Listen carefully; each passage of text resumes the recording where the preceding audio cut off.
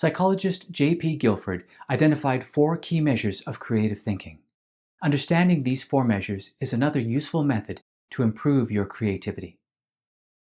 Here we'll use the 30 Circles creativity test to learn, understand, and apply Guilford's measures. You'll need a pen and paper and a comfortable place to write, free of distraction. Use a full sheet of paper. Draw 30 circles on the page.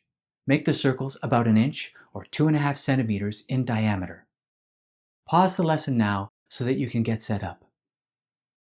Now, give yourself exactly 60 seconds to make as many circles into something as you can. For example, you could make a circle into a face or another into a wheel. I encourage you to pause the lesson and complete the exercise now. How did you do? How many circles were you able to make into other things? The number of circles you were able to use to create something new is what Guilford called fluency, his first measure. The goal is to generate as many ideas as possible. It's a numbers game. Count how many circles you were able to use and write that number down on the top of the page as your fluency score. The second measure is flexibility. Flexibility relates to the number of different types of responses. If, for example, you used 5 circles where each was a different kind of face, that would score well for fluency, 5 points, but would score low for flexibility with just 1 point as there was only one category of answer. If you were to complete only 2 circles, one a face and the other a wheel, this would score higher for flexibility than the first example because 2 types of responses were generated. So, to increase our overall creativity, we want to increase both fluency and flexibility. Go ahead and write down your score for flexibility. The third measure is originality. Originality relates to the unusualness of the responses. While the first 2 examples demonstrate fluency and flexibility, turning a circle into a wheel or a face isn't necessarily an unusual response. What if in our past we drew a tennis racket or a stick for blowing bubbles, or used 2 circles at once to make a bicycle? These examples would score higher in originality as the responses are more unusual. This measure works best when comparing to the responses of others, where unique responses are readily identifiable.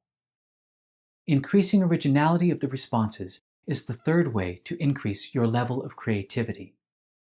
Give yourself a score for originality and write it down with the others at the top of the page. The fourth of Guilford's measures is elaboration. Elaboration refers to the detail of the responses. If we were to draw a face with a top hat and horn-rimmed glasses, those are elaborations on the response. If we drew a bike and scrawled a brand name on it, that would be another example of elaboration. The details that we are able to add increase the creativity of the response. For each elaboration you added to your responses, give yourself a point and tally a score for elaboration with the others. You should now have 4 scores on your page: fluency, frequency, originality, and elaboration. Let's do the exercise again. Turn the page over and draw another 30 circles. Set a timer for 60 seconds and see if you can beat your previous effort. I encourage you to pause the lesson now and go ahead. How did that go? Were you able to surpass your previous scores? Practice considering these 4 measures until you can use all of them at the same time. Here's an overview of the measures. Fluency, the number of responses. Flexibility, the number of types of responses. Originality, the unusualness of the responses. Elaboration, the detail of the responses. For additional practice, try the exercise with squares or triangles.